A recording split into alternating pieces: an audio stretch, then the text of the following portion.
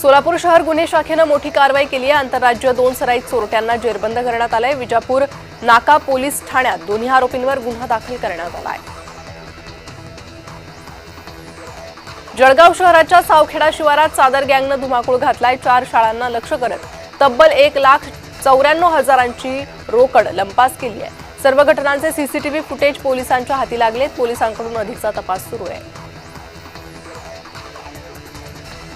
सोलापुरात धावत्या कारला भीषण आग लागल्याची घटना घडली आहे। सुदैवाने कोणतीही जीवितहानी झाली नाही, मात्र आगीत कारचं मोठ्या प्रमाणात नुकसान झालंय।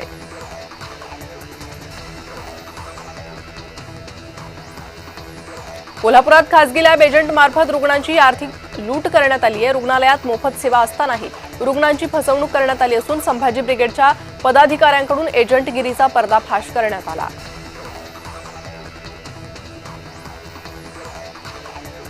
महाराष्ट्राच्या कवी विश्वात विनोदी काव्य सादरीकरणाची वेगळी ओळख निर्माण करणारे सुप्रसिद्ध कवी, हास्य सम्राट आणि Mirza express fame doctor Mirza Rafi Ahmed Beg यांचं अमरावती येथे दीर्घ आजाराने निधन झालंय। ते 68 वर्षांचे होते। त्यांच्या निधनानं महाराष्ट्राच्या साहित्य विश्वात हळहळ व्यक्त केली जाते।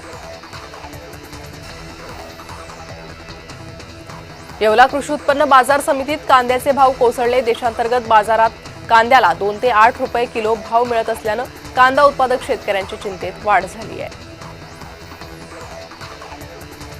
गोंदियात 11 माओवाद्यांनी आत्मसमर्पण केलंय। जिल्ह्यातील माओवादी चळवळींना मोठा हादरा बसला असून यामध्ये एमएमसी झोनचा प्रवक्ता आनंदसह 11 जणांचा समावेश आहे।